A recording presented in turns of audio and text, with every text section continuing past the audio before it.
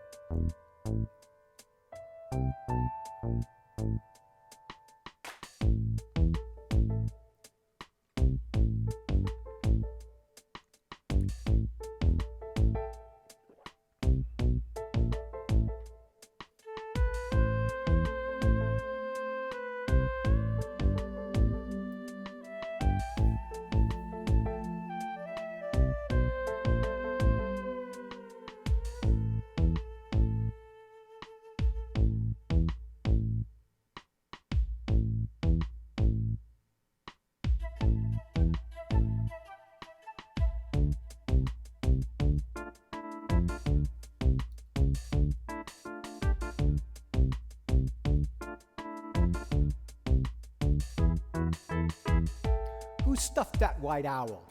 No one spoke in the shop. I forgot The about that. barber was busy, and he couldn't stop.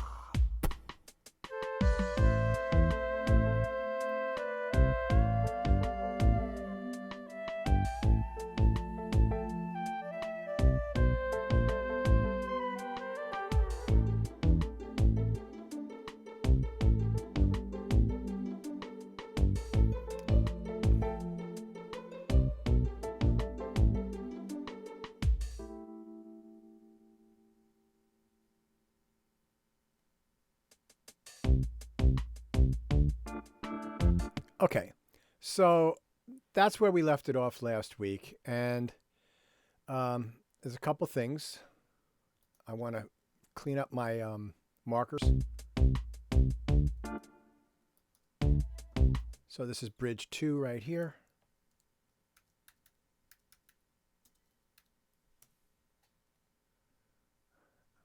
So you can see what I'm doing on the keyboard. Um, Barber was busy. No, no. and then this would be verse 3, I guess. And then what I've started working on this. So what I'm going to do is I'm going to go to my edit well, hold on. There we go. I just want to get the microphone a little closer to my mouth. So I'm going to go to File and I'm going to save as, right? And today is the 26th, so I'm going to put 26 in there, and then I'm just going to title this version 2. And so now I've kept a little I'm keeping a little diary so that if I don't like this, I can go back to the last version and start over again. So for a couple things, now that I haven't listened to this since our last class, but this area right here.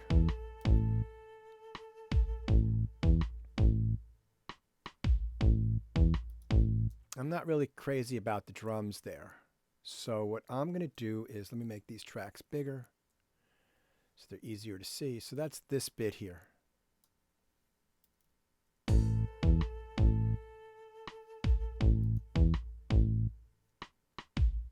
So now I'm going to stick with the minimal keyboard playing, right, which I think is helpful for those of you that can't play uh, keyboards to learn the other techniques to work. So I don't like that because I don't like the kick drum. It's too mechanical, right, when it's exposed like that.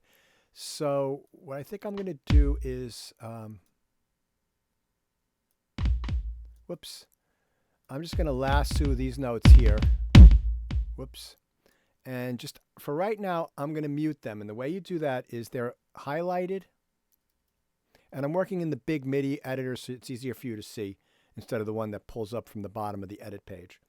And then I'm going to hold down Command and hit the letter M like Mary, and those get grayed out, right? So you see they're all gray now. That means that they're muted.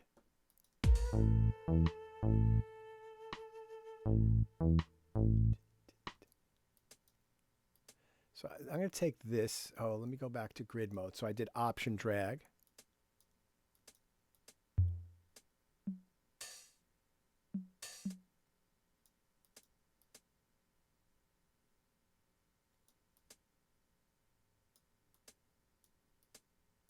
And I'm doing ba, ba, ba, ba. So let's see how that sounds. Yeah, I like that better. So now I'm going to copy that. Or I can just hold down the Option key and just drag that over here. Right? Click and drag that over there. And then I can select all this. Hold down the Option key, click, and drag all that over there. And now that's a little less...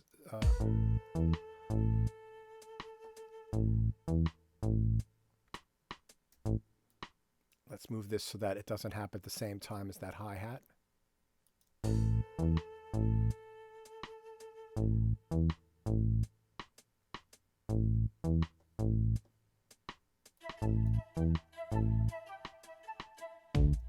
And then I'll add one here, so it's sort of like a fill that leads into the downbeat of the next section.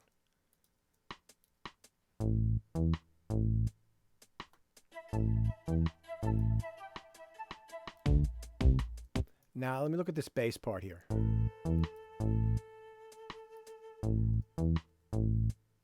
Do dee dum, do dee dum.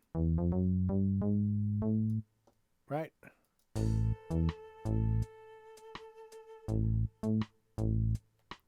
Ba-dum, right? Ba-dum, bum, bum. So let's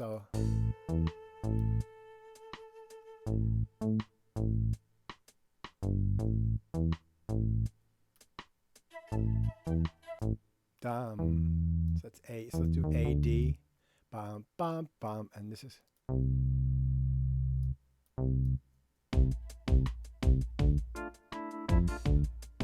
right, so I was missing a note on that downbeat. So I'm going up to D, right? So I don't want to repeat the D here. I want to do something else. Let's see. Boom, bum.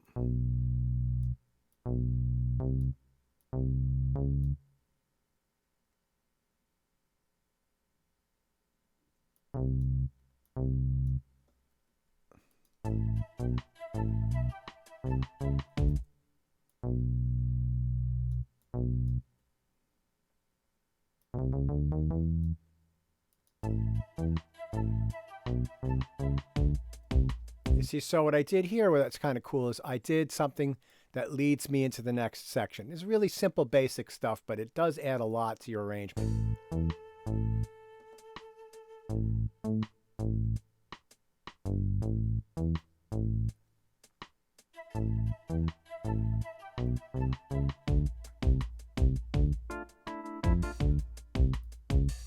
Save.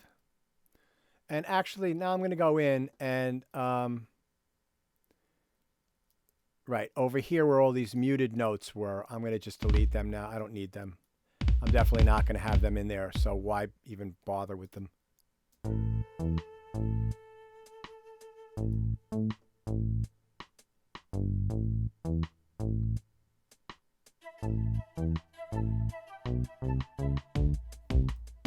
So right in the downbeat there with the drum, it's just, you know, an arrangement, right? So if I'm going to, don't need that, just have a nice crash cymbal on the downbeat there.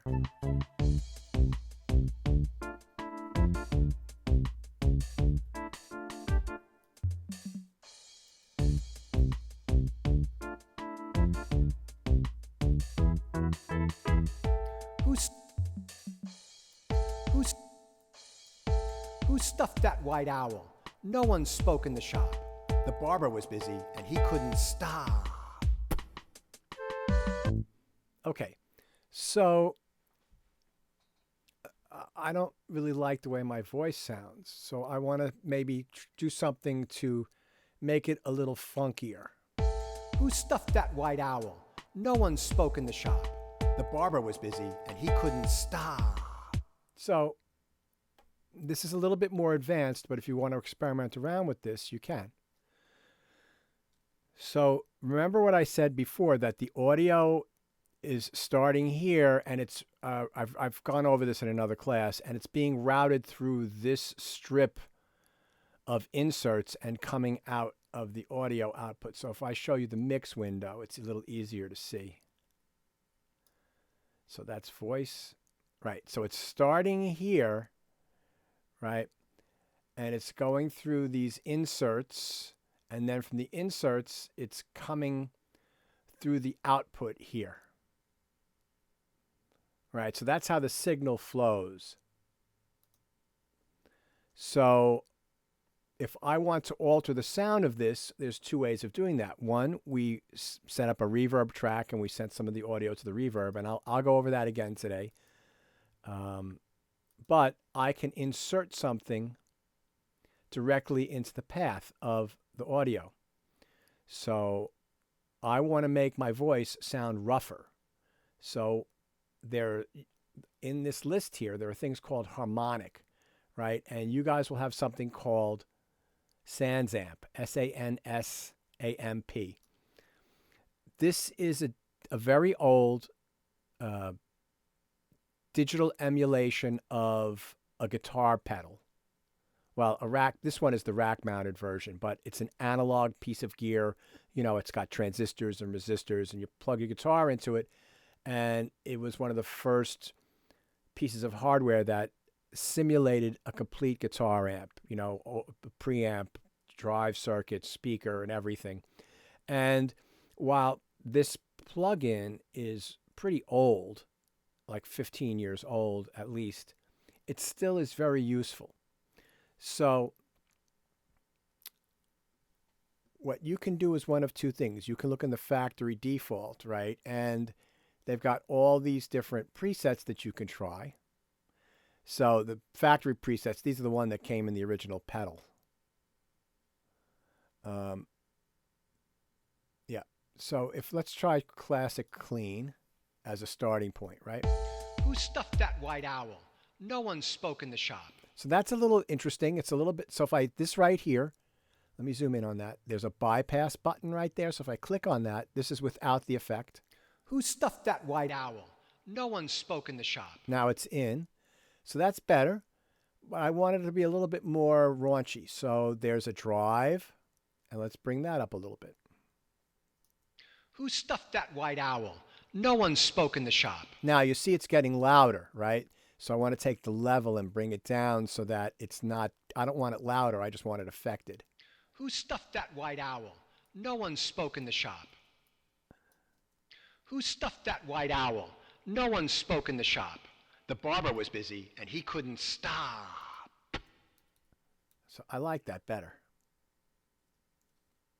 Right? Who stuffed that white owl?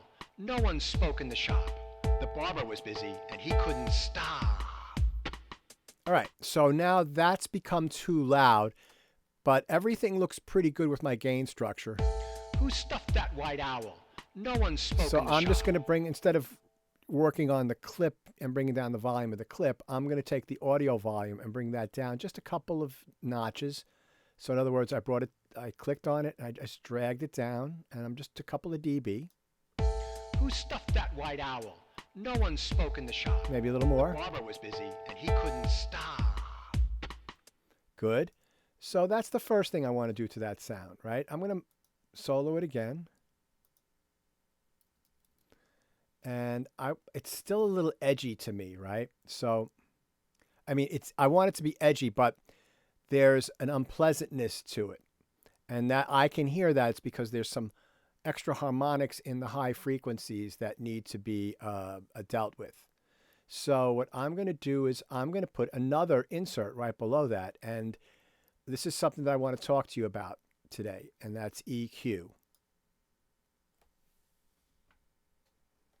Now, a big part of mixing is understanding how to balance volumes.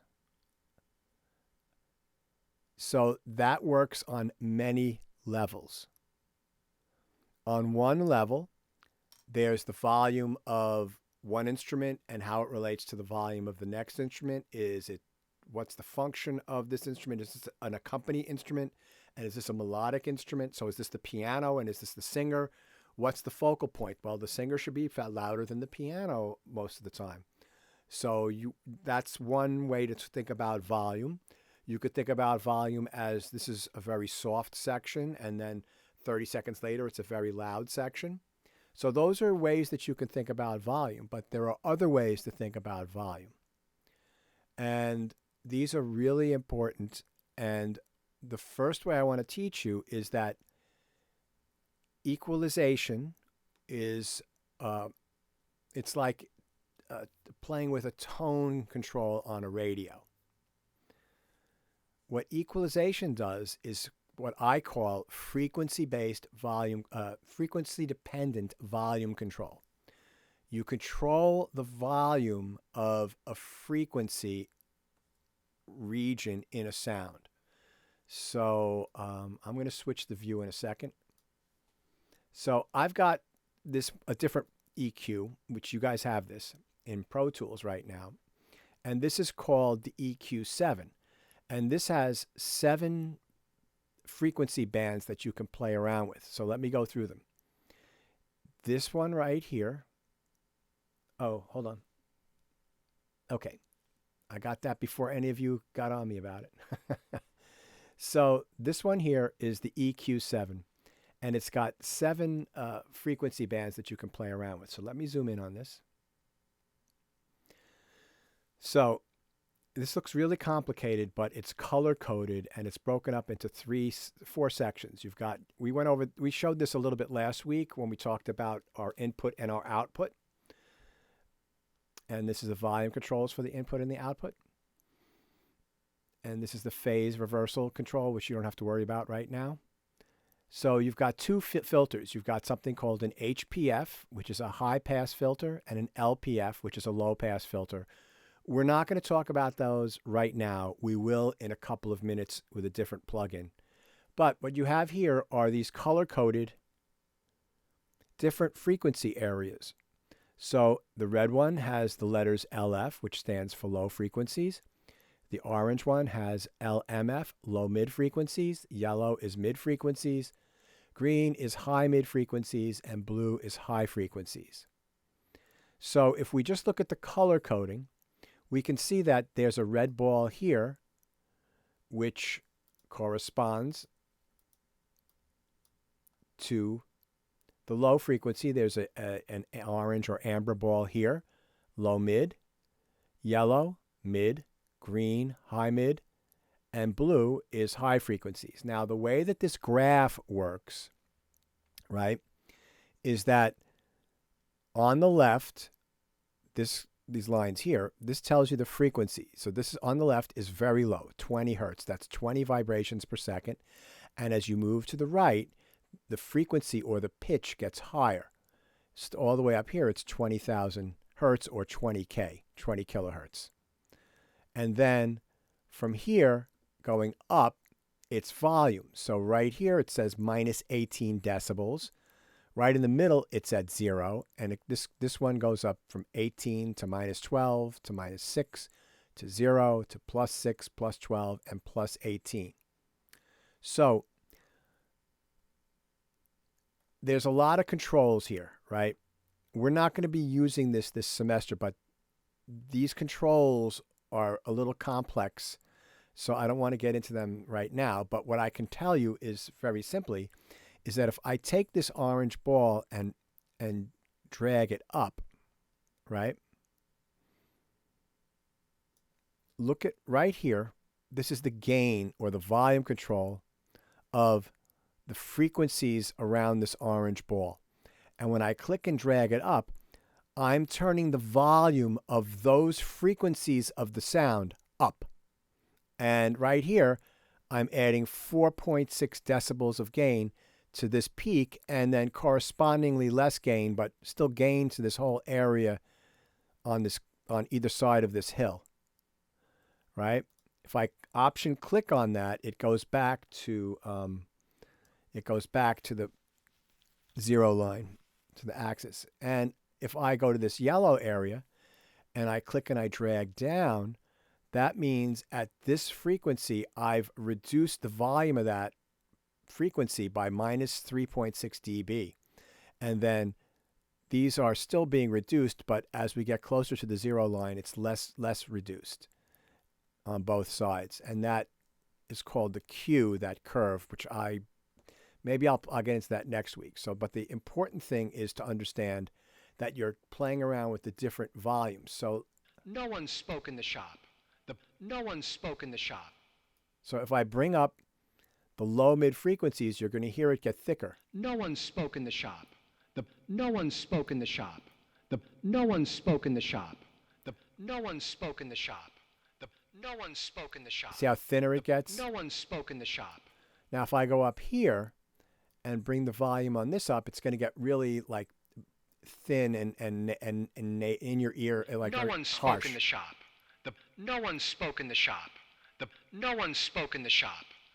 No one spoke in the shop. And you can see as I drag that left and right, it changes the timbre of the dialogue. No one spoke in the shop.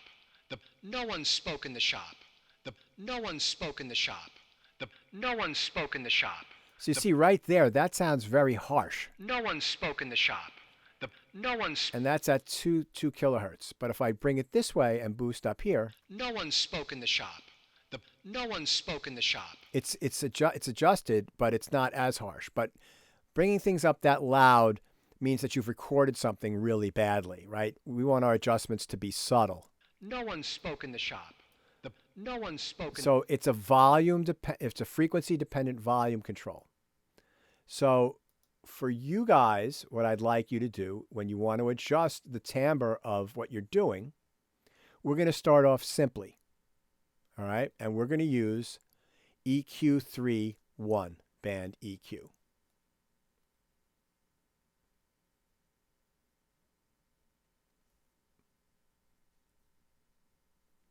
All right, so this is a little bit simpler, and we're only going to use a couple of controls on this, right?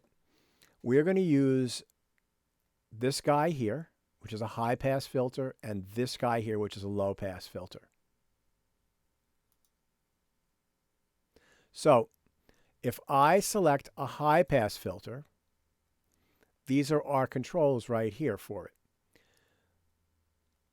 The top one is what's called the Q. That gives us how sharp the slope is here. You see, that looks like a waterfall right there, right? And if I click and drag this to the left, down to 6, whoops, see how it's less sharp? And then if I bring it up, it's even more sharp, the curve.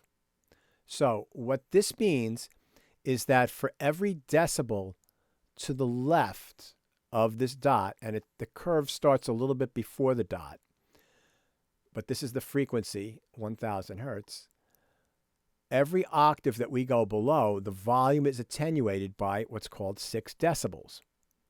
Now, we can click and drag this, and you see how the whole kit and caboodle moves.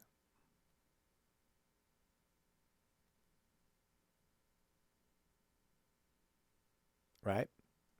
So let's take a listen and see what that does to the sound. So let's start over like this. No one spoke in the shop. No one spoke in the shop. No one spoke in the shop. No one spoke in the shop. So basically, this is very crude, right? So this is very crude, but it's also a good way to get started with shaping your sounds. And I'll show you how that works. We'll work in this track in a second. So this is the concept that I want you to start with. If something is too dark or too muddy, you use a high-pass filter and cut the volume of the bass down a little bit. If something is too bright, you use a low-pass filter and cut down some of the high frequencies.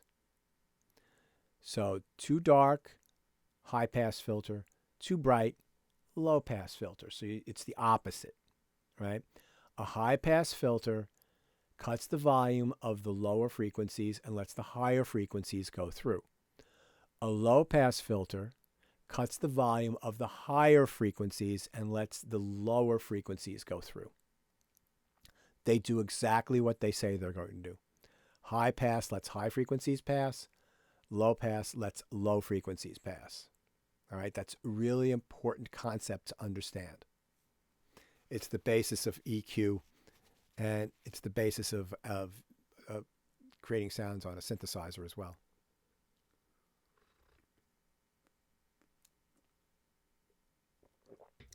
So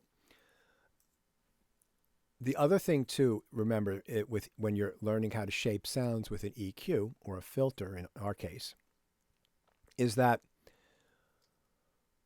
when you're adding, if let's say something is, you want to make something brighter, right?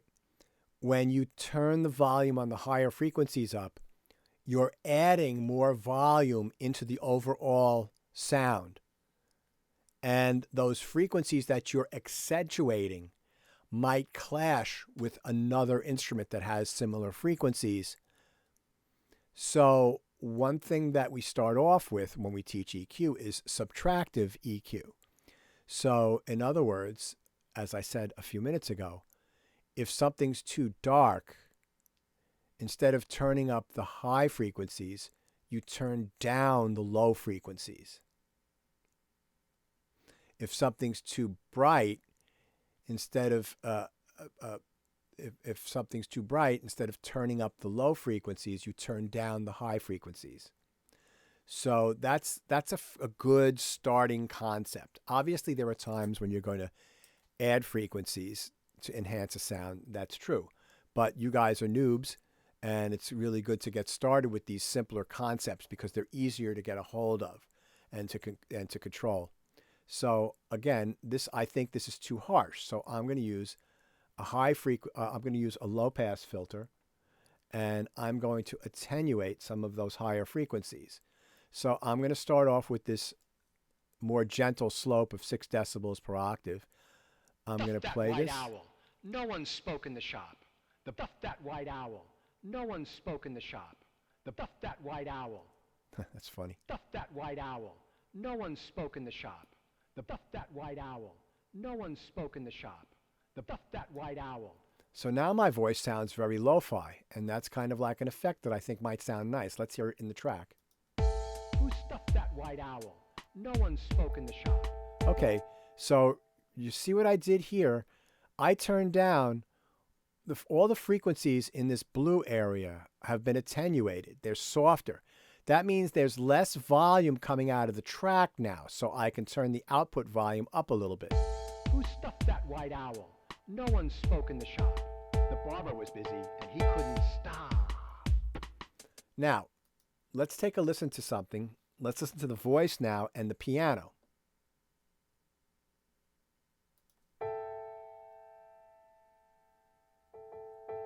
Right, that's the piano, and let's just add the voice.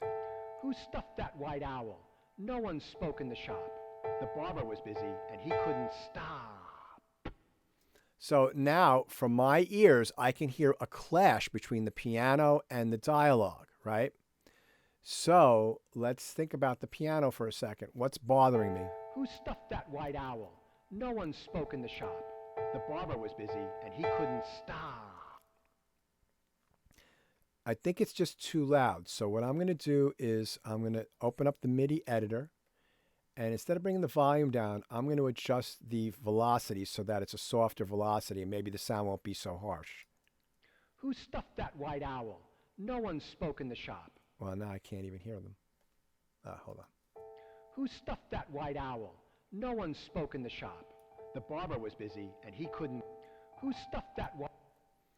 And I'm also going to try it an octave lower. So I hold the shift key down and hit the downward arrow. Who stuffed that white owl?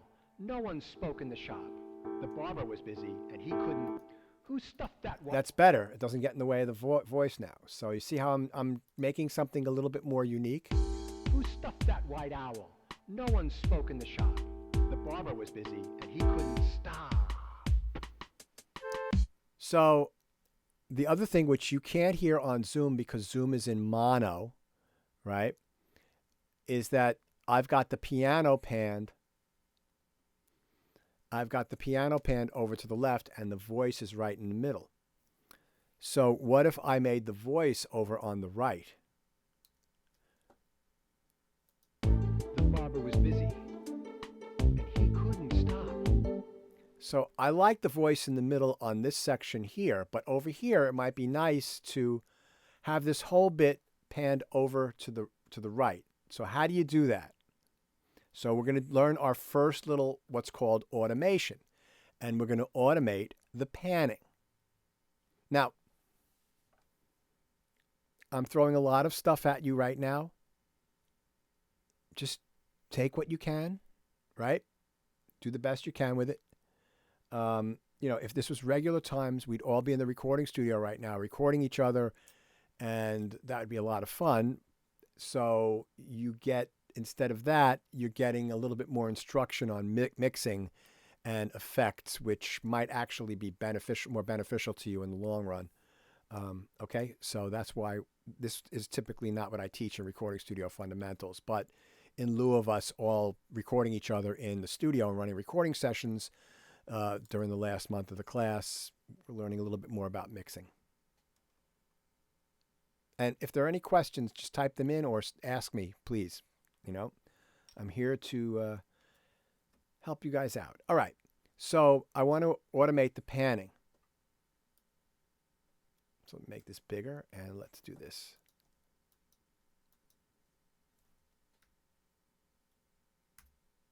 All right, so if we look right here where it says waveform, this is our track view selector. Whoops, excuse me. Right here, this is our track view selector. This mouse, it's killing me. So if we click on waveform, we've got all these options, right? And you notice that we can view pan. So I'm going to click on that. And a little line comes up that goes across the middle. And that's because it's panned in the center. So what I want to do is pan this over to the right.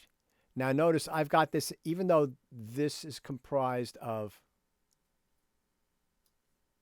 a bunch of different clips because I did some clip-based gain last week, I've got the whole thing highlighted. All right?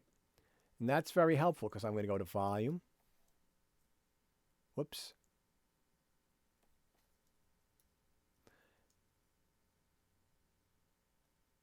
And then I'm going to go up and grab my trimmer tool. And as long as this is all separated with audio, you can't do this with MIDI and lines. With those you have to draw in. But with audio, I could take my trimmer, right? Notice how as I move it over this function here, the pan, I'm on volume now, so I want to go to pan, right? I can click, and if you look down in the lower corners here, you'll see an R and an L. So that means if you pull this up, it's going to be panned on the left, and if you pull it down, it's going to be panned on the right. So I have the piano on the left, so what I want to do is get the voice in the right. So I'm going to click and just drag this down like that. And then now, let me play it back. Who stuffed that white owl? No one spoke in the shop. The barber was busy, and he couldn't stop. So I might want to come a little bit more to the right. Once that's moved, you don't have to have it selected. You can just click and drag. Who stuffed that white owl? No one spoke in the shop. The barber was busy, and he couldn't stop.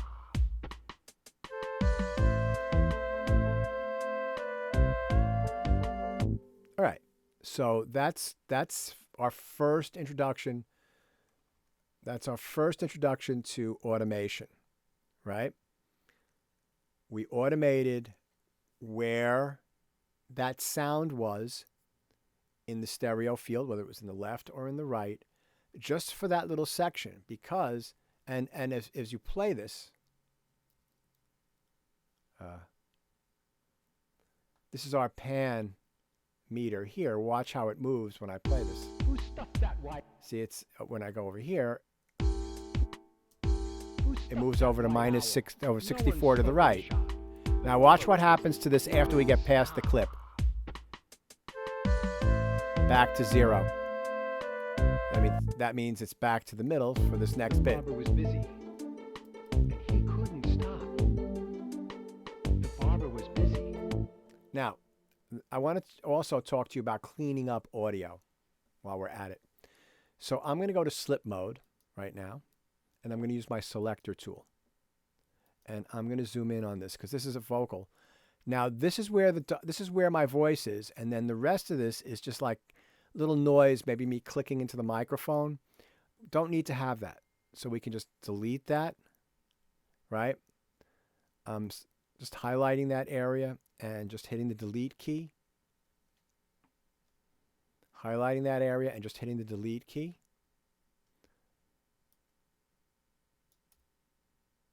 I'll leave that there. That's fine. Right?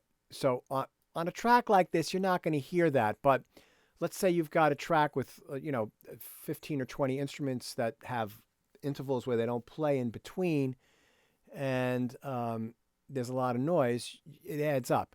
Now, if you've recorded a band in a room and there's noise in between when people are playing, that's a different story because that microphone bleeds. So in other words, if you've got like a drummer and a bass player and a guitar player and a piano player and a saxophone player, and they're all in the same room and they all have microphones, well, just because I'm talking into this microphone, if somebody was playing an instrument 10 feet away from me over there, when I'm not playing, you're going to hear that instrument through this microphone, right? And to suddenly get rid of that sound would be a little bit odd. But the way that we're recording, where we're doing one instrument at a time with one microphone, there's no microphone leakage between instruments, right? So cleaning up that stuff is actually works well in that circumstance. Any questions on this so far? Yay, nay? Helpful? You guys having a yawn fest or what? Gee, come on. Okay.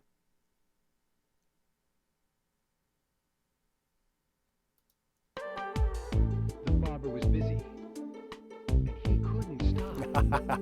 Thank you for typing that in, guys. The barber was busy. No. All right, so we've got these strings here, right? So it's strings and harp. Oh, hold on. Let's go back to the view. So I've got these strings right here. And they're strings and harp, right? And they're playing a rhythmic little bouncy thing. So I've sent them through the reverb a little bit over here, but I also put in mod delay. So let's take a look at this.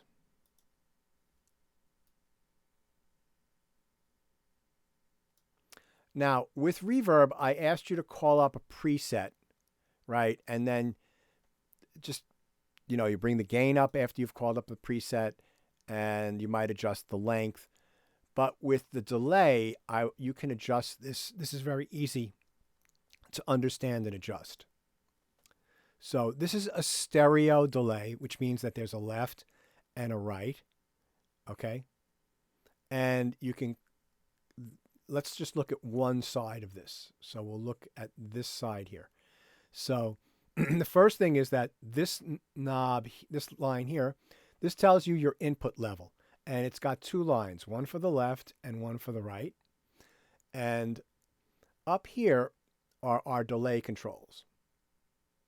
This knob changes the length of the delay. And you see as I click and drag up, MS stands for milliseconds. So this is 2,106 milliseconds, or 2.106 seconds, because 1,000 milliseconds is 1 second. That's 1 second of delay. So then you have feedback. Feedback is the number of repeats. So the delay time is the amount of time it takes until the sound that you send through the delay is repeated. And then once that's repeated, the feedback control lets you know or sets how many times the sound repeats. So delay time is how long until the delay starts, the echo or the repeat of the sound, and the feedback is the number of repeats. And each one of those repeats will start at the same length as the delay time. So what do I mean by that? So you've got something going 1, 2, 3, 4, and that's about 1 second. So what you'll do is you'll play something, and then 1 second later it'll repeat, and then if you turn the feedback up, another second later it'll repeat again, and then a second after that it will repeat. Now what's cool is that if you're playing faster than 1 second, you will have multiple notes repeating multiple times if you turn your feedback up. And that can be, with a little planning and a little ingenuity, a cool compositional effect. So let me show you what I mean by that.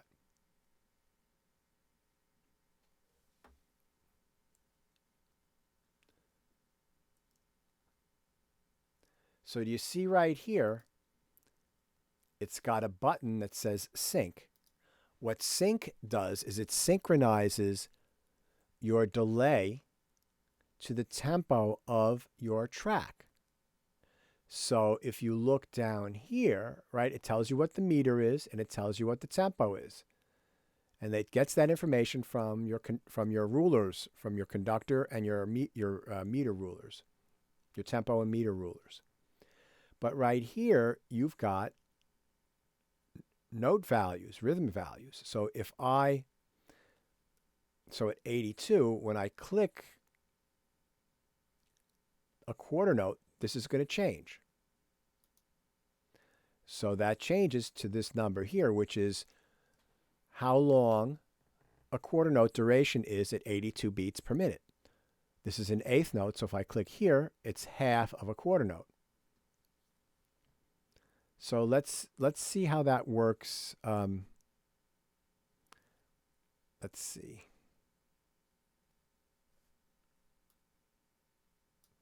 So right now we're just working with the left delay, right?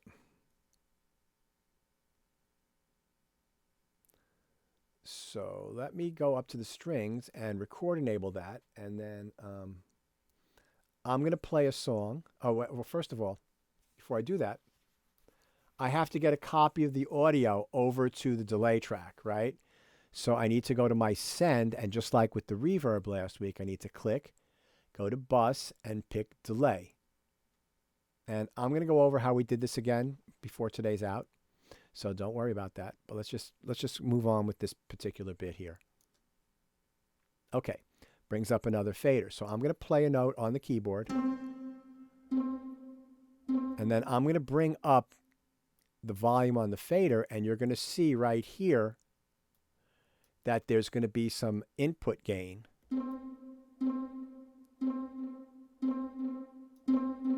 And then you see I'm hitting it once.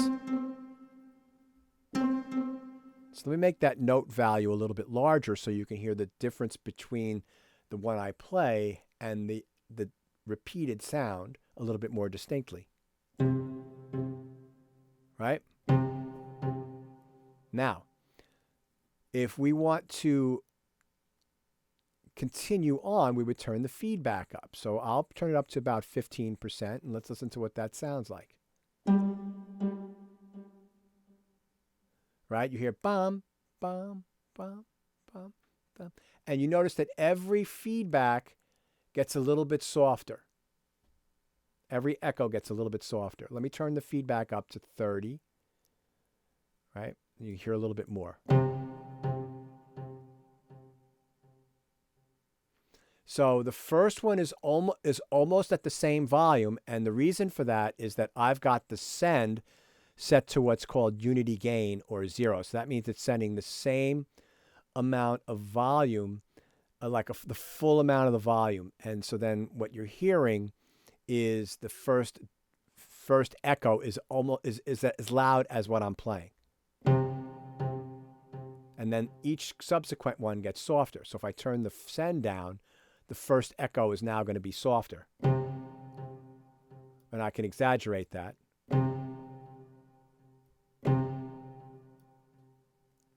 So that's kind of cool, right? So now, notice, remember I said that this is a stereo delay. And one of the cool things you can do is you can link this delay so that it has the same rhythm on both sides. Right? Oh, I have to turn this up. Right? So that sounds like the sound is playing and then it's repeating back exactly inside of, in the center of the stereo field. But what happens if I turn the link off so that they're not linked together? And let's say I make this one a quarter note, and let's say I make this one an eighth note. So now out of my left ear, I'm going to hear twice as many echoes. I'm going to hear echoes twice as fast as I hear out of my left ear. So the right ear twice as fast as the left ear as it relates to the center, this, like the first hit, the original sound. So the original sound. Let me turn this up a little bit more.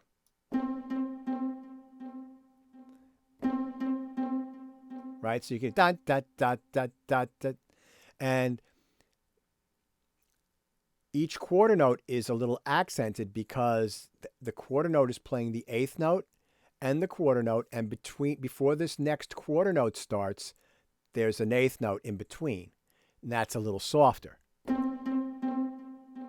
So it goes bop, boop, bop, boop, bop, boop, bop, boop, right?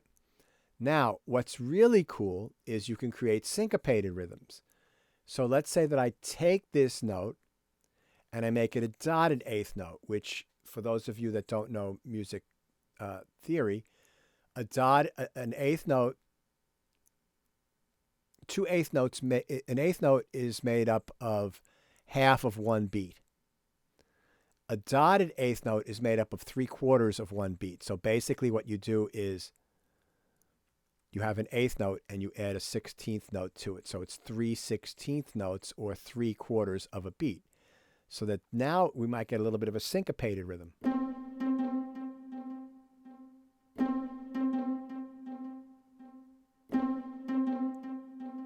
Right? Because I'm still only playing one note. Right? And that becomes part of a compositional skill. So let's play this little figure here now with this little reverb I've got. I mean, delay.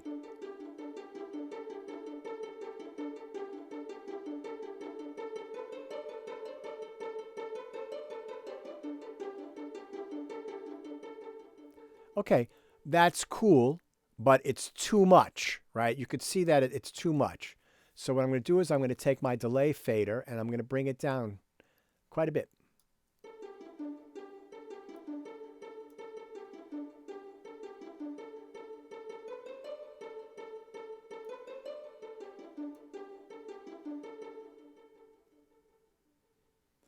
So that gives me a nice syncopation, right? Somewhere between 10 and 15.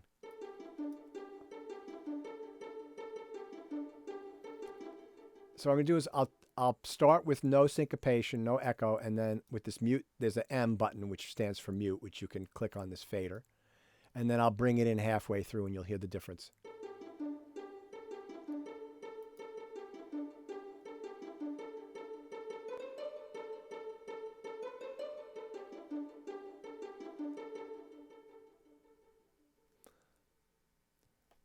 So that's pretty cool, right?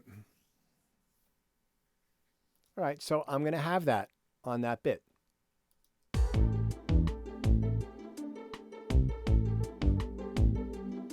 Now, when I listen to it back in the mix, it's a little soft, so I'm going to bring it up just a little bit. You don't want to go too crazy with this stuff. And the way you could tell whether it's working or not is as it's playing, just push this mute button.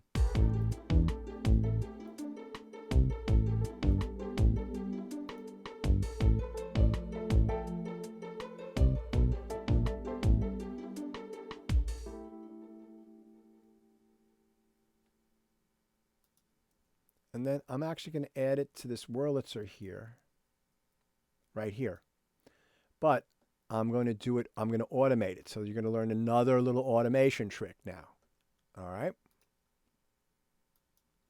So what I've got this Wurlitzer right here. And I like that crisp.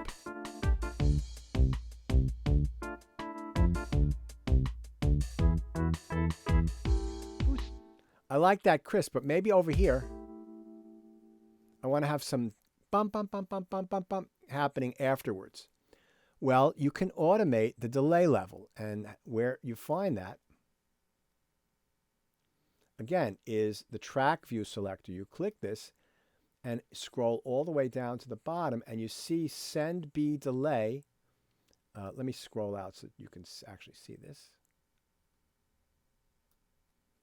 Send B delay level. And if you click on this, you're going to get a line, and it's going to be at the bottom of the track. You see there's a black line down here. That's because we haven't turned the volume up at all on the slider. So what I'm going to do here is I'm going to use my grabber tool, and I'm going to click beforehand to give me a start point so that I have a place to start. And then if I use my pencil tool up here and the line, right, I can click and make this fader come up. And as that sound progresses, we should be hearing some delay come in. So there's also something else we can try if this doesn't work, but you experiment, right? So let's listen to it soloed.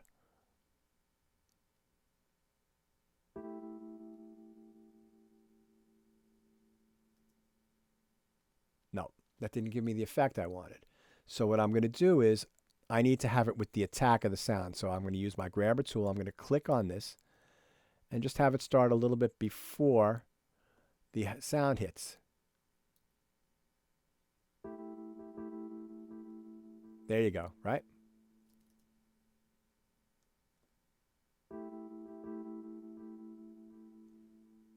And I can do the same thing with the reverb too, right? So we've just got a little bit of reverb, but if I click on both of these sides and use my trimmer tool, I can drag up. Now you can't do this with MIDI information, only with audio information where you can just drag up like that. So now we're going to add a little bit more reverb in this spot and have those delays. So this should sound a little bit more ethereal.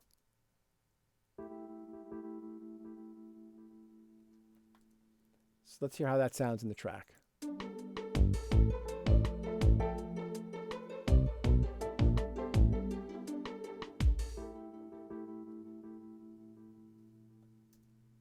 Great, I want to have that come in again, right? So if I go to my clips, in other words, I like it coming in, it's cool, but I want to have it happen a second time. I'm going to put this right here on measure 35, and then I'm going to use Command E, right, which separates that out, and I should have now 2 hits.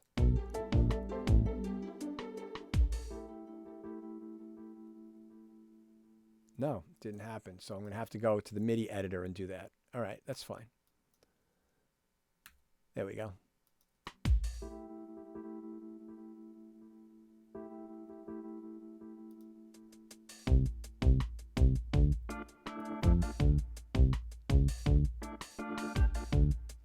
Now, right, you can also get really creative with this automation. Let me show you what I mean by that. So we've got this cheese organ, right? What if I want that delay to only come in on the last note of this little 4-note phrase here? So it goes da da da da da da da da da, right? Well, we can do that. So the first thing is to put our delay bus, right? And we can close this and go here down to delay level. And then I'm going to zoom in. And I'm going to use slip mode. And I'm going to use my grabber. And I'm going to go up. Before that, whoops, I'm going to have to put 2 pencil points in, 2 points in there. Bring that up. And then fade it down before the next one comes in.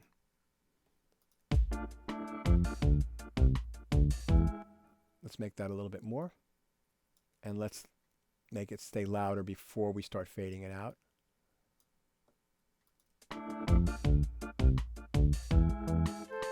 right? So that's kind of cool.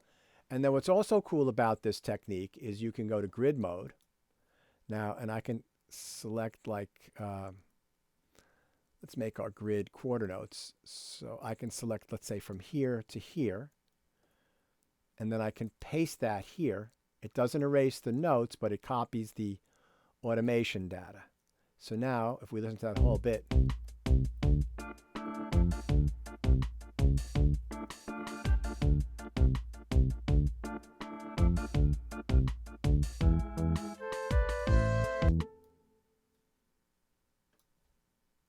save.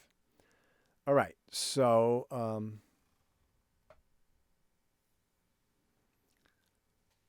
that's a lot of stuff that we've just gone over in this little bit of time. We've gone over EQ, right? The beginnings of that, and using low pass and high pass filters.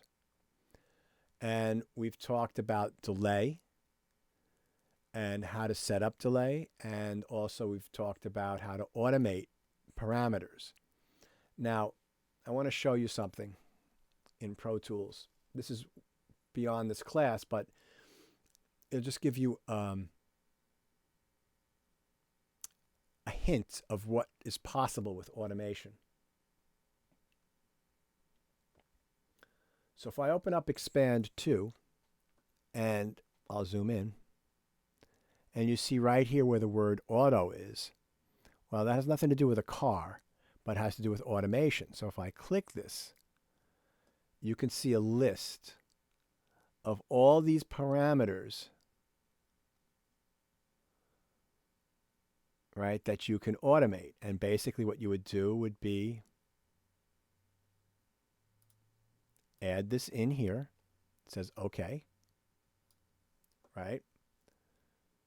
And then if you were in MIDI edit, which one was that? That was for the Wurlitzer. So let's say we go here into our MIDI editor, and let's see, we want to do Wurlitzer. If we look at our lane view here, we can click here, and then here it is, FX attack right here. So we could automate the attack of the sound, right? So that's how that works.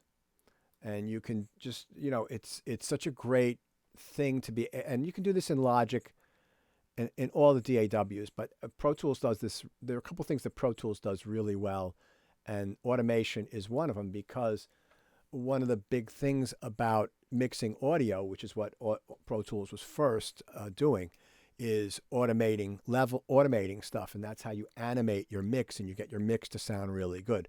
So this is all part of, they've now expanded that in over the past 15 years, so that with plugins, with instruments, with like for example, we got our Sans amp here, right? Well, you can automate all of these things so that I can make one word incredibly punchy. Or like in other words, let's say I add the drive here, right? Let's see, where is that? Okay, right here. So let's say I got this guy here, and I go down here and drive, and I bring the drive all the way up.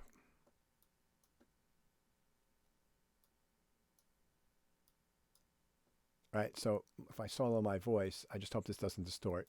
Barber was busy and he couldn't stop.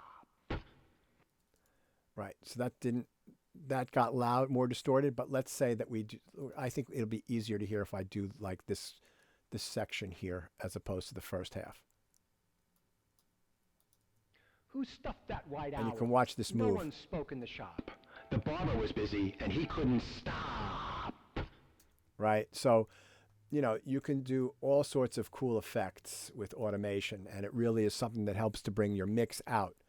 But let's start with baby steps. Let's get like foundations, and fundamentals under our fingertips. And those fundamentals are that we want to balance our volumes. We want to maybe, like for example here with the GeoShred. Whoops, excuse me. we did some MIDI automation with our volume, but we can also, like, let's say with the GeoShred here.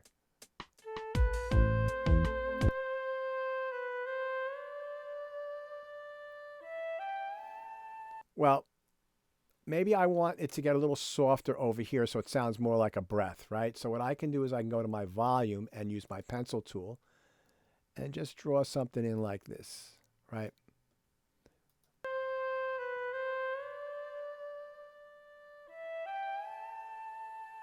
And you could do that a little bit, something like that there. And then you can help fade that out there, right? And maybe you want to fade in a little bit.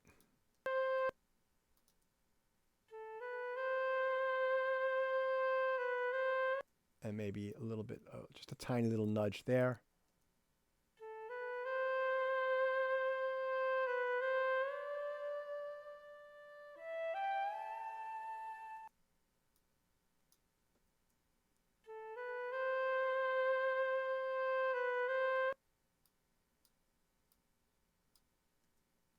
Right, so I'm listening and I'm just trying.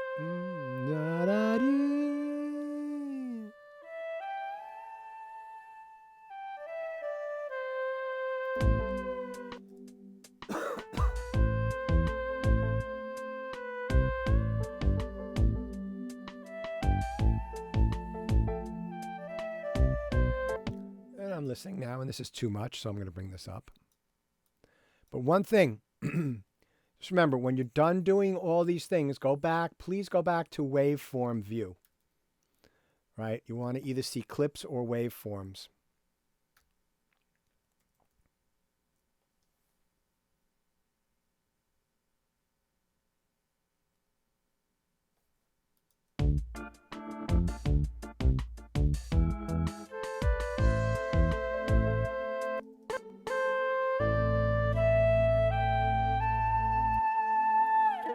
Okay, and all right, so we got our GeoShred 1 here, right? So GeoShred had reverb built into it, but I want to do that. I want to do something cool with a delay at the end. So let me go to delay, right? And let's go to delay level here. And let's do this so that the last couple of notes, we get some nice echo on them.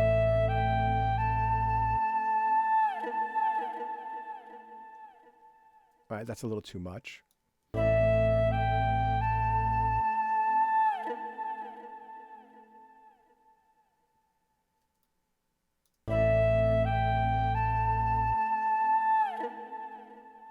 There you go. Right? So with just a little bit of work like that, you can really bring out and make your piece much, much, much more interesting. Now, obviously, I've been doing this for a long time, so I do this constantly. But if you can just, add a little bit of this stuff to your piece, I think that that's a good starting point.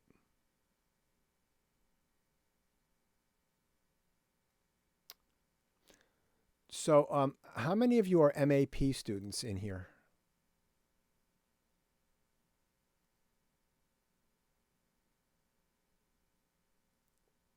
Any of you?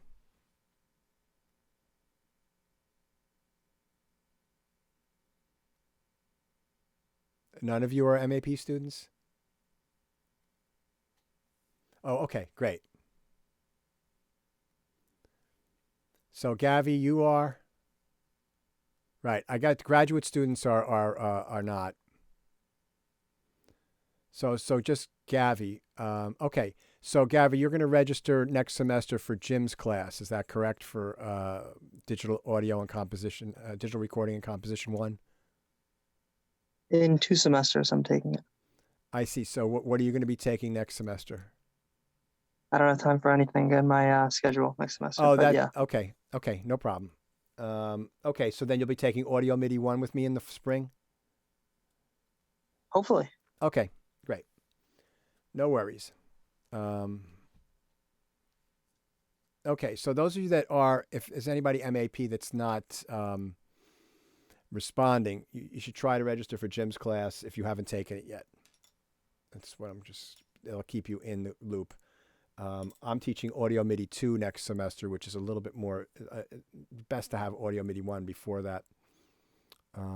Yeah. Although you could go from Recording Studio Fundamental to that. That wouldn't be the worst thing, but you can't really start off with Recording Studio Fundamentals 2. You have to have one class there. All right, great. So I like this. Now, let's say this, if you guys handed in something like this would be like an A, right? But I want to send this off to, we've gone over this a little bit. I want to send this off to my friend. I wrote this great track. I'm going to post it up on SoundCloud. I'm going to like play it while I'm on TikTok and like, maybe I'll do a rap over it or something like that. You need to make an MP3, right? So we've gone over this before, but we'll go over it one more time. So you're going to listen to where the sound actually stops, because remember we had that echo.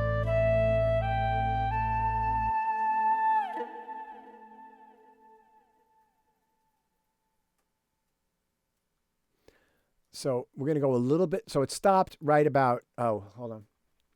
So it stopped right about here. So let's do that again.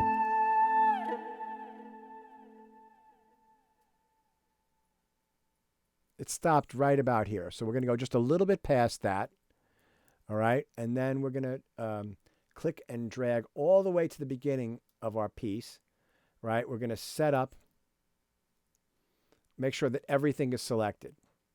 Right. Make sure that when your start time right up here says measure 1. And then you're a little bit past where the sound ends. And then the key command for this is Option, Command, and the letter B like boy. And that brings up bounce. Yours is going to look a little bit different than this unless you've got the newest version of Pro Tools. Yours is going to say bounce to disk, right? So you're going to pick your file type, which is going to be an MP3. Make sure that it is interleaved. Always, you guys are going to be bouncing interleaved, not multiple mono and not mono summed, interleaved. And you're not going to import after bounce. The session, it's going to go into your session folder, bounced files, right? That's where it's going to live. And then you could select offline. If you select online, or if you deselect offline, you will hear the bounce as it is being created. You'll hear the whole piece play through. You don't really need to do that. If you select offline, then it will go render faster. So if this piece is 3 minutes long, depending upon your computer, it might take a minute, it might take 30 seconds, it might take a minute and a half, but it should be faster than if you played it back in real time. So I'm going to hit bounce, and then there's going to be another page that comes up that's very important with your tags and your metadata. So I'm going to select bounce, and this page comes up. Now, what you want to do is make the best quality MP3. They're small enough size that you don't have to worry about file size unless you're sending something that's an hour and a half long, trying to send that on an email. But you want to set your constant bit rate to 320 kbit per second, right? That's the best. That actually sounds pretty good. Not as good as a full fidelity WAV file, but pretty good. And then, you can highest quality, lower quality encoding time. I don't really hear the difference with this. You could choose whichever one you want. But this next bit is really important because this is your tags. So let's say I wanted to title, well, right, this is the title of this now, but let's say you've written a piece and it's called Daybreak, right? Daybreak in downtown Flushing. Right? And then the artist would be whatever your name is, Straight Up. Maybe I had a band called Straight Up. The album, whatever the album is, and comments. Let's see, RSF Final. You could put that in there. And genre. Maybe I would call this acid jazz. I don't know. It's got all these different genres, right? So I'll call this acid jazz for lack of a better term. And then what your next thing is, make sure this is off. Like you delete that track 1. You don't need that in there unless you're making an album. For an individual track, you don't need that. Then you click OK, and then it's bouncing. Right, so that took about 15 seconds. Now, where is that MP3? Well, this is my folder. I go in here and I go to bounced files, and there's my MP3. Now, let's say I drag this into iTunes. Where's iTunes? Hold on.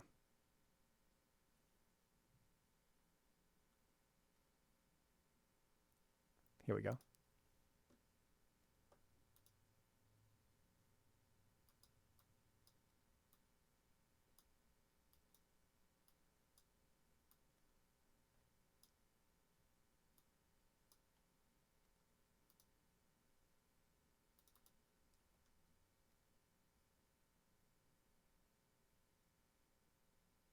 Now, let's see, songs. If I go to here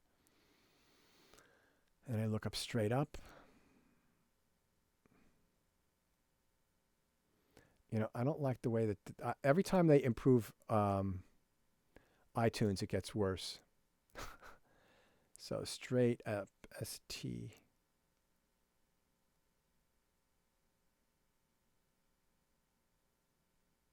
Here we go, Straight Up. Right? So you notice it's got the genre right here. If you want to, once you've got it in here, if you want to make an album, right, you can click here, or you can go Command I, and then the album, I don't know, Break of Dawn. Maybe that's the title of your album. The album artist, well, that's Straight Up. The composer could be you. Right? Now, let's say you wanted some artwork here, right? Well, how could you work that? Let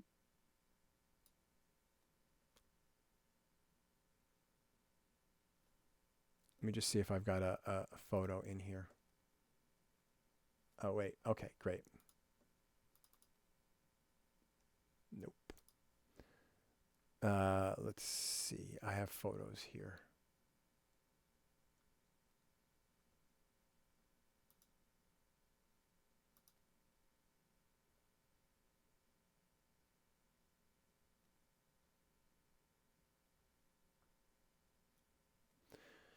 Oh, wrong one.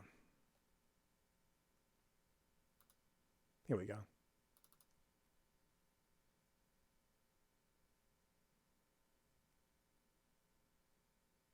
No? Let's see. I don't have photos in this computer, but let's say I want to. Oh, I have a photo that I can pop in there. Sure, not a problem.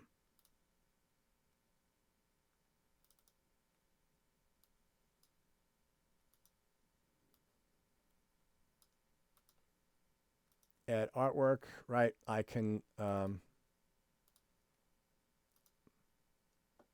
hit OK, and boom, I've got artwork. Right, so you can make your stuff look. You can use a phone, a picture off your phone. You can do that with.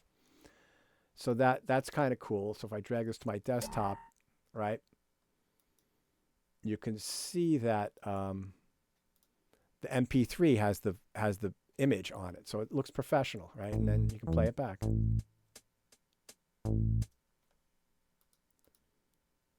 Okay, and let me toss this. Oh, so if you made a cover of a song, Tyler, that's fine. You would find a name of the artist who did the song, or you could just Google who the composer of the song is, right? So if you did something by Radiohead, Tom York probably wrote it. So you would just Google who composed this song, and then you just find who the composer was.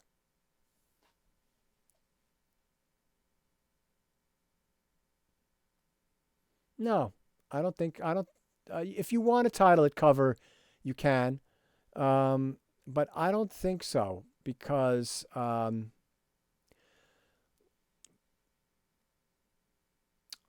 don't see on albums when people do other people's music that they write cover version.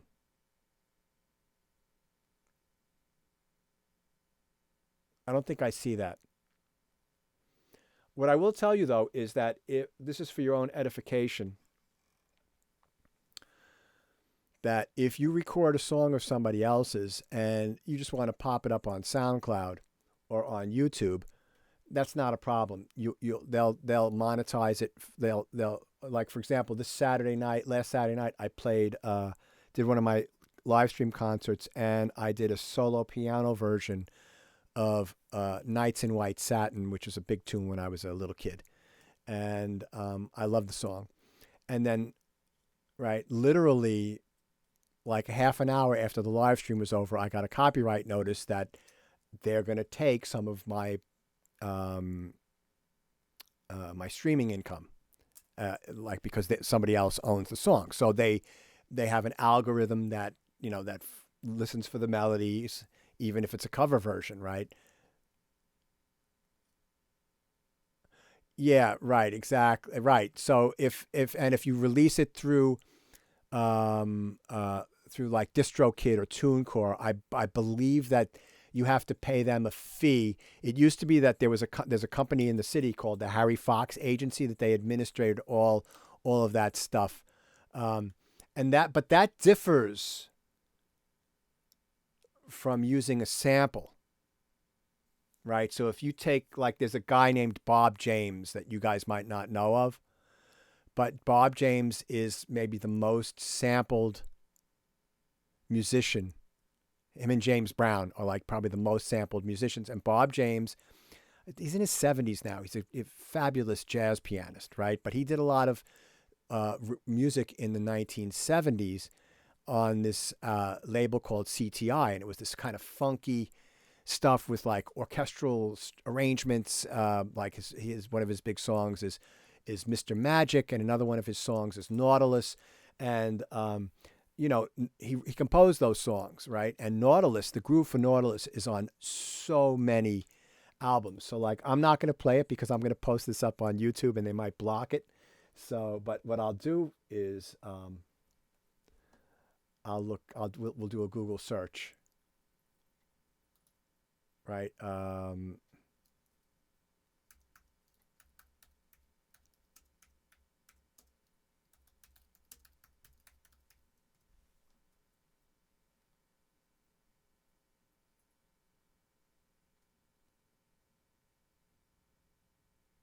The first big one was by Run DMC, right?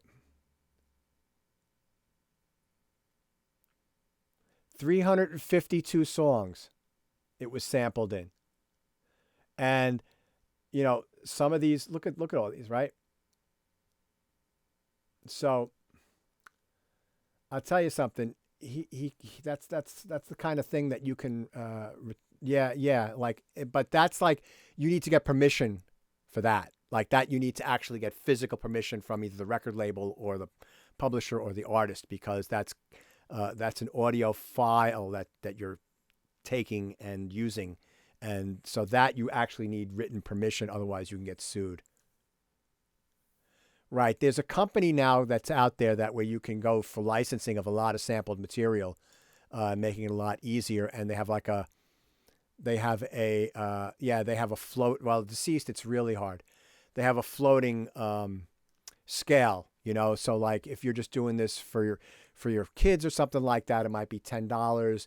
But, if you're going to release it on an album, it might be like a couple $100 up front and then a percentage, afterwards, right? So, but yeah, you have to be really careful. But to do a cover version of somebody's song is a little bit freer, but they will, if you put it up on YouTube, the YouTube algorithms most likely will detect it and they'll split the royalties with the main artist. Okay. So any questions on any of this stuff so far, right? I hope that you'll all, try to do some of this stuff.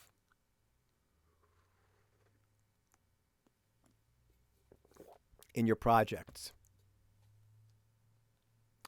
So what I thought I would do for the rest of our class today is to get untangled from my headphones, first of all, is to open up a track that I did recently.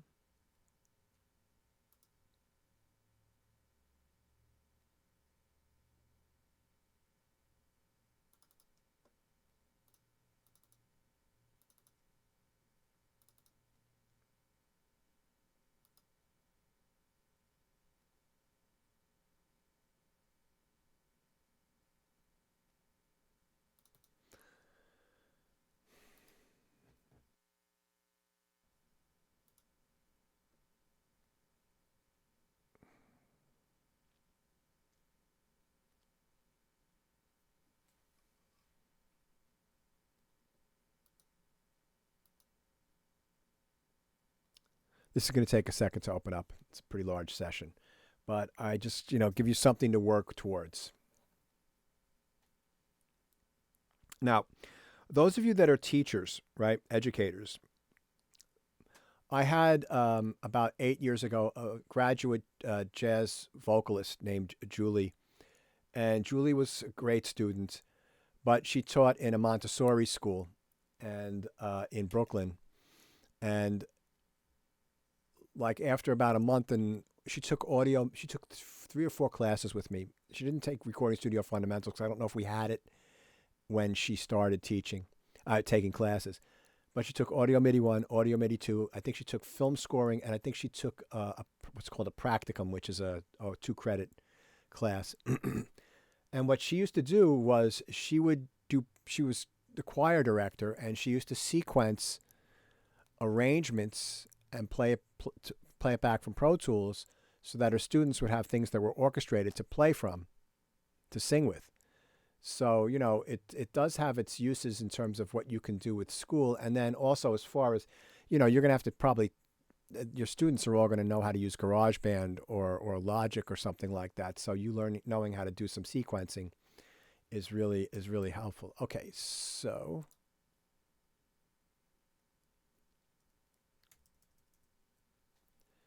give me one sec here.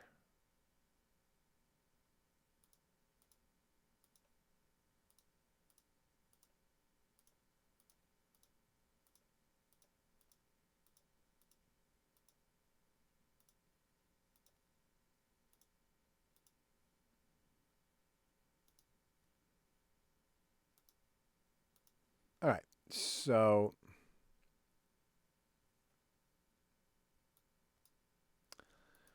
this is something I'm working on. I've been working on a project for the NBC Peacock streaming. I've probably mentioned it before. It's a 3-episode miniseries about the 4 of the women's teams from the '96 Olympics in Atlanta. This is the 25th anniversary of that.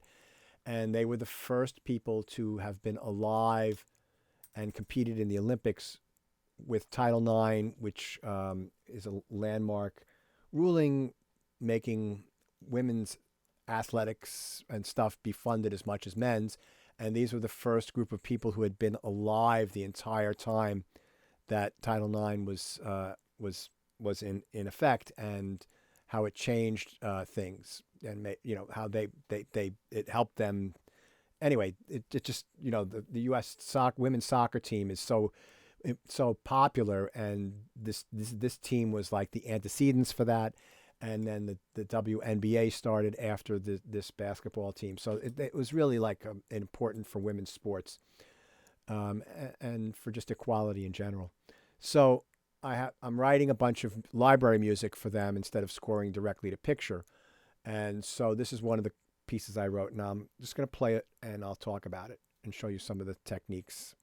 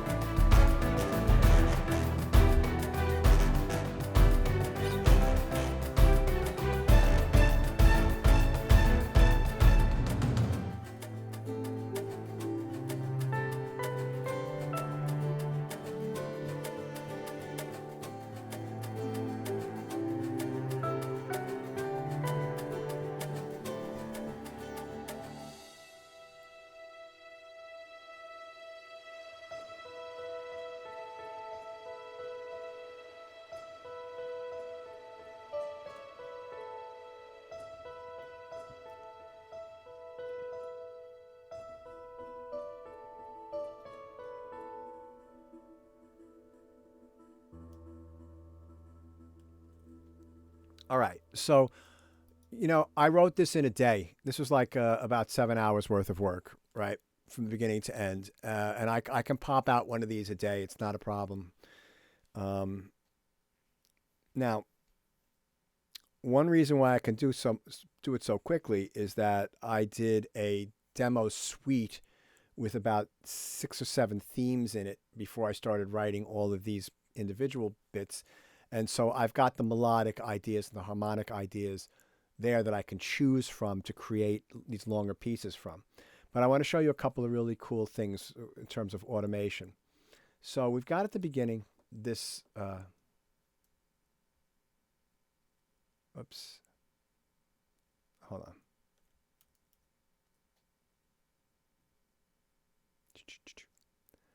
This right here. All right, so let me just play this little sound. It's soloed.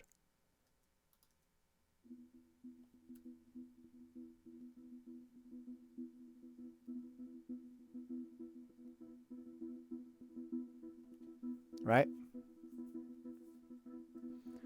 So as you could see, I've got a bunch of stuff here in the insert. So let me mute those. And the way that you mute these is you hold down the command key and you click on them and they become blue, and then they're not active. They're not made inactive. They're just muted. So this is the sound.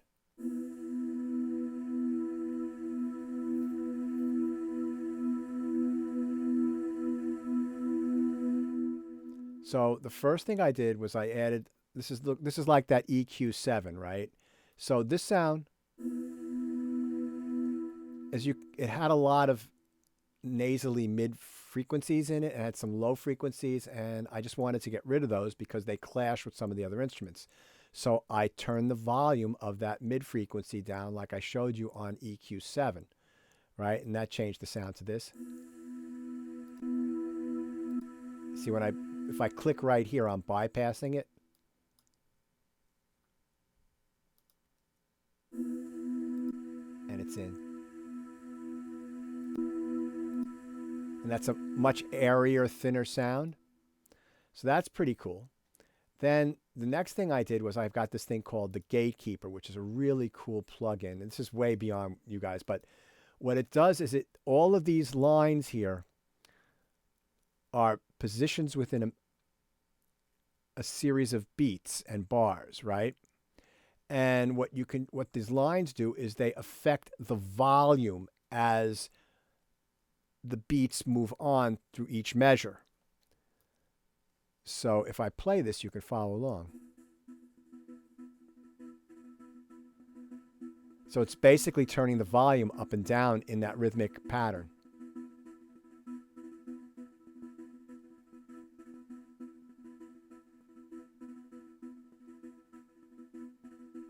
Now, you can do that manually with a pencil by drawing that in with audio volume. But, this is a much slicker way of doing it, And so basically I just played around with these things, moved them around, whatever, until I got something I really liked. And then the last thing I did was I added a low pass filter. Now watch what happens here. You see this guy's moving very slowly. And as it's moving, the sound is getting brighter.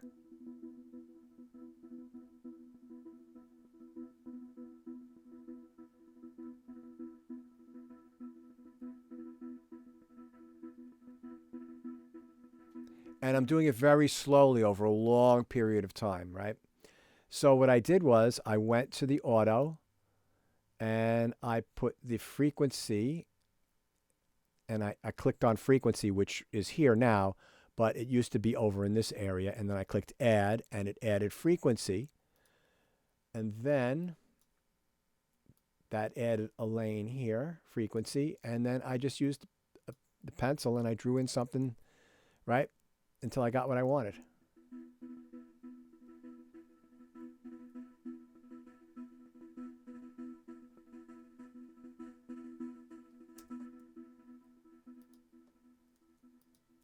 right? So I'm just showing you that the stuff I'm teaching you, I didn't start out doing that, but I learned how to do it. And I add that stuff, the production stuff like this, as part of my compositional technique. So remember when I showed you the delay, right? That was actually almost like creating a kind of a counterpoint rhythm to those pizzicato strings and harps, right? It was almost like there was the entrance of the motif, and then a quarter note later, it was repeating, and then a dotted quarter note later, a dotted eighth note later, it was repeating, and then a quarter note later, it was repeating. And then those repeats were repeating as the original line was moving on to different notes, right? So it was sort of creating this sort of contrapuntal rhythmic variation, right? So that becomes part of like writing, using that effect like that. So that's cool. And then now, if we look over here,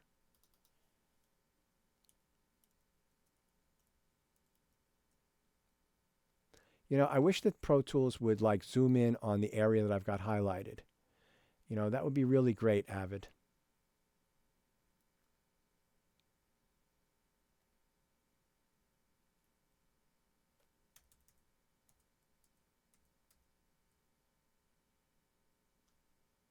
Oh, cello's right there. Okay, you know what? I'm going to do this manually. There we go. So let me play this cello for you.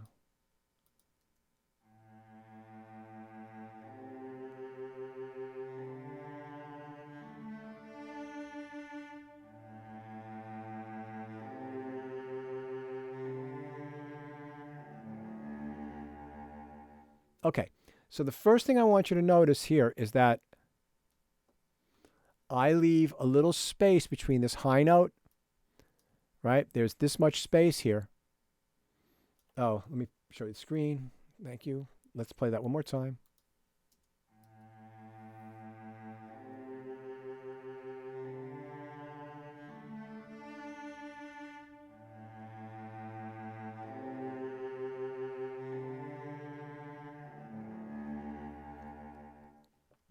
Okay. So I've got the screen here, right? And so I've left, this much space between this note, because you got to think about it, the cello, bum, bum, wee, then they got to move the hand all the way down across strings to the lower notes. That takes time, right? It's just like breathing with a flute, right? So if you're going to write something for flute, you got to leave spaces for the breath, for oboe, for brass instruments. So that's part of understanding how to make these things sound alive, like instead of they're just a bunch of notes. So that's one thing. And then if we look under the hood here, right, you can see that there's a lot of work here with this is like it's called expression. It's the same as MIDI volume, but I like to use expression for my detailed work and save MIDI volume. If the whole track is too loud, I bring it down, or if the whole track is too soft, I bring my MIDI volume up a little bit. So it's just sort of like a secondary volume control, right? So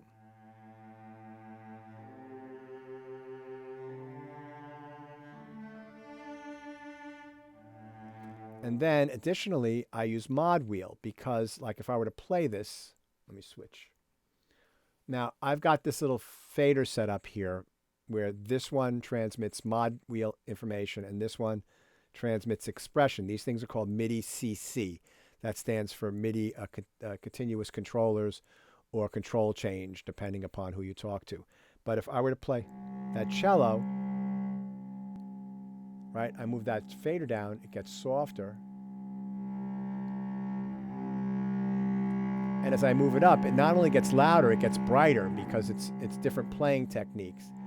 This one just makes it louder and softer, but this one actually changes the timbre.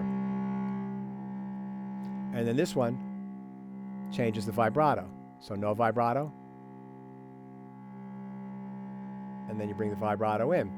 So what happens is that as I play the part in, and then I go back and I use MIDI merge to overdub these things. And actually I could have done this a little better, right? I could have gone down like this here, and then a nice crescendo up.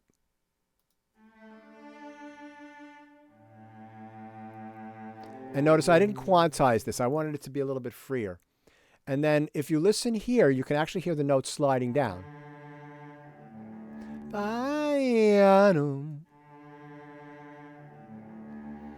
Well, how did I do that? Well, because I read the instructions, and if the note is below a certain velocity and there's a certain interval, it'll do that. Right? But there's two different kinds of slides. There was that one that was really exaggerated, but in the middle area, a little bit less. Right? So I programmed that in. I went and edited that so that sounded better.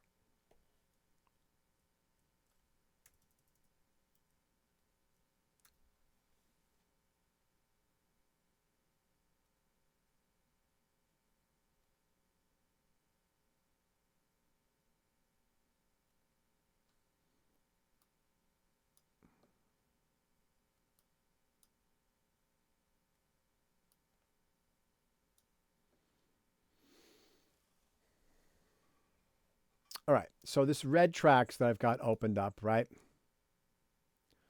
Both of them are, and you can, Expand 2 has the similar sound to this, but this is a Wurlitzer electric piano, right?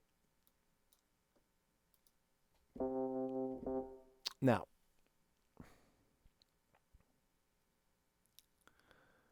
what I did with this, which is kind of interesting, is I copied and pasted the part from here to here, right? So it's the same exact, you can see the notes are the same, right? If you look here, with these two instruments, I can't do MIDI panning. It doesn't work with these. So I have to do audio panning, which is not my preferred method of working with MIDI instruments. But if I zoom in a little bit, you could see that I've got the top one panned a little bit to the left and the bottom one panned a little bit to the right. And if you notice that the first one is this company's Wurlitzer electric piano, and the bottom one is this company's Wurlitzer electric piano, a little bit different one. So I've got the similar instruments, but a little bit different. So this is, and let's turn off all of these effects. So this is the first one, and this is the second one. Right? It sounds similar,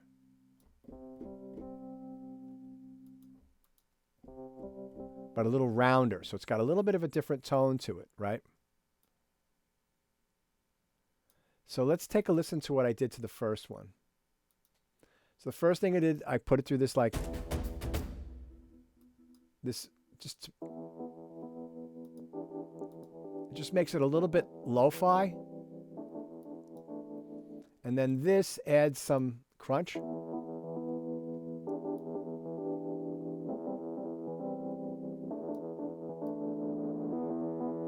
Yeah, you can see I can really just make that distorted. And then the last one, I just rolled off some of the low end. See, I even EQ things with these filters. That really works well. And then with the one on this side, it's a little soft. I just cut out some of the mid-range on this one so that it would fit in. And then I also added some crunch to this one. And again, I could really make that raunchy, but just add a little bite to that. And then the other thing I did, let me just see if I did do this.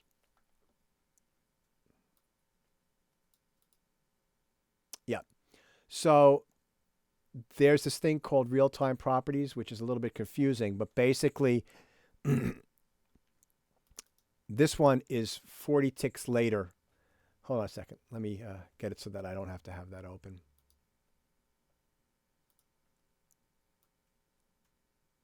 Give me 1 second.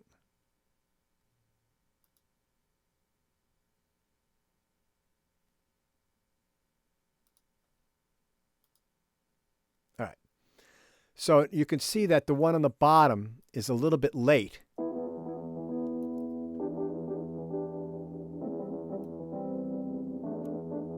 right? And what that does is it spreads out the stereo field because you're hearing the one in the left ear first, and then a fraction of a second later, you're hearing the one in the right ear, right? And so then that makes it sound like it's bigger. It just gives it a really cool character.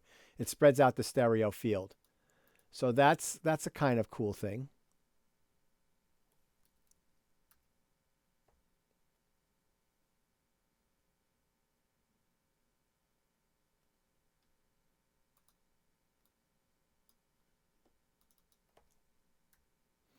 So this is a bass.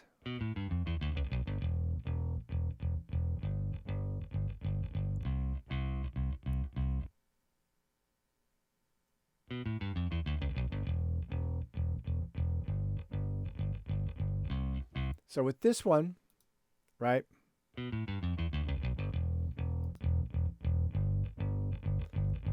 I wanted it to have a nice bottom and a nice crisp top, but I wanted to carve out a space in the middle. So what this is frequency-based compression. So it's basically anything that's in this area that's too loud. It's going to bring the volume of that area down depending upon how loud I'm playing the sound. And it's going to leave stuff on either side of this little curve alone. Right? Well, you see it's actually really bringing that down.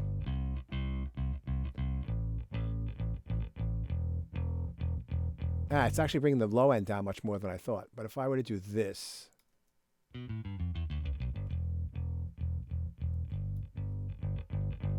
can see how that changed the sound.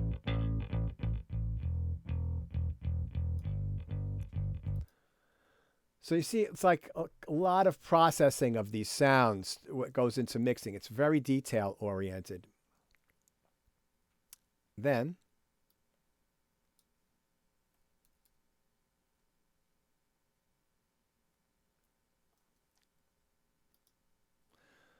the next thing I want to show you is alternate mixes, right? So you heard the full mix. So I made a mix here that's different.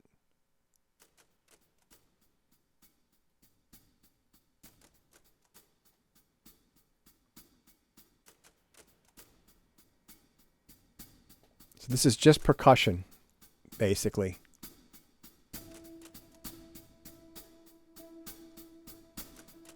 And it's shorter.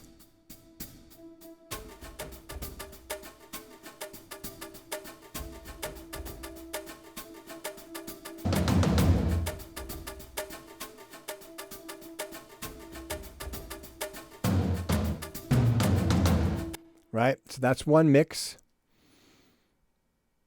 And then I did another mix where there's no brass in the middle section.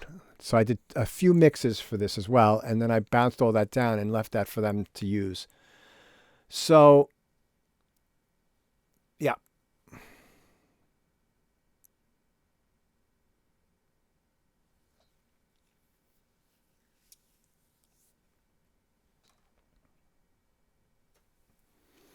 All right. So what I wanted to also say is that everybody should, if you haven't started on the final by now, get started, because the first draft is due in 2 weeks. Do not wait until the day before the first draft is done and hand me in something that looks, like it really, like you haven't spent any time with it. All right. I gave you 5 or 6 weeks to do the final because there were quite a few of you who were behind in projects, and I have gotten some late projects, and I've been sort of trying to catch up with all my other class.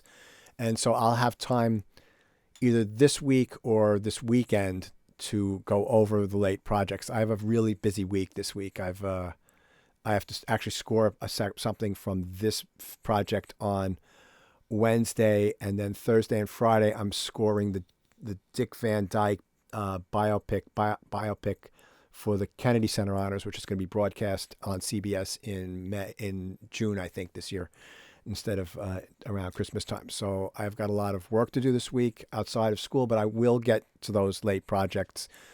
Eve, I'll get to yours in the morning because you're curious as to what you actually owe. So, yeah. So just get started, get working. Don't wait till the last minute. Do just, every day try to do a little bit, and be focused. I'm going to make my chords. I'm going to outline my chord structure today. I'm going to pick my instruments today. I'm going to get my, everything set up today. And then maybe I'm going to work on the bass line today, or the drum program today, or the drums and the bass. And then, I'm going to work on a keyboard part. And then maybe I want to record some audio. And so just, pick a small, like work for half an hour, 45 minutes, pick a small task to get done every day, but work every day or every other day. Just work a little bit on it. And you'll find that over time, you'll be, the good thing about working like that is you can think about it between work, think about what you've done, and maybe, I need to add a little bit of this. I need to add a little bit of that.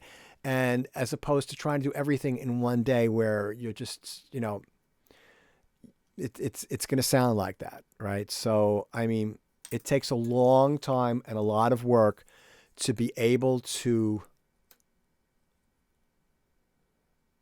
write a piece of music in one day and have it work.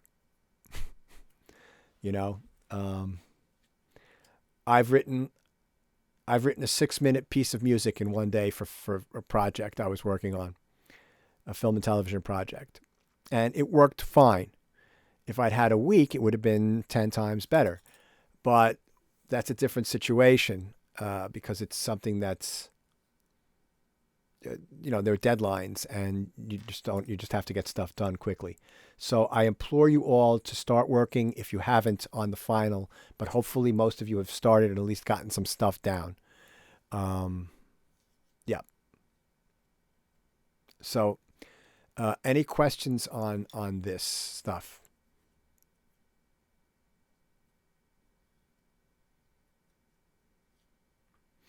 Yeah, so I just want to, while you're thinking about questions, I do want to say, though, that this is I feel actually kind of bad for you guys, because this is the part of the semester that's usually the most fun when we're all in the studio together, when we're working. And, it's sort of evolved that I think the best solution for me is to, at this point, to give you demonstrations as to working methods, since we've gone over a lot of the basics about recording audio and MIDI and all that stuff, and just give you different methods of working and start teaching you like a little bit more about mixing. And it becomes too much of like, I'm just here talking and hopefully you're getting something out of this, as opposed to like you learning about working a recording studio, like running a session, working with other people, creating together. Because what we do is we split things up where one person is operating Pro Tools, another person is producing the session, and then there's talent in the studio, or maybe we're all recording something together and you learn how to, set things up and take things down properly, and how to roll up cables properly, and a lot of stuff. And I just feel bad about that. It's sort of out of my control, but you're still learning stuff this way, just not as much fun as the other way. So with that, I'm going to bid you all a good night, unless there's some questions, and you all have a great evening and a great week. And we will get together again next week at the same time, same channel, same place.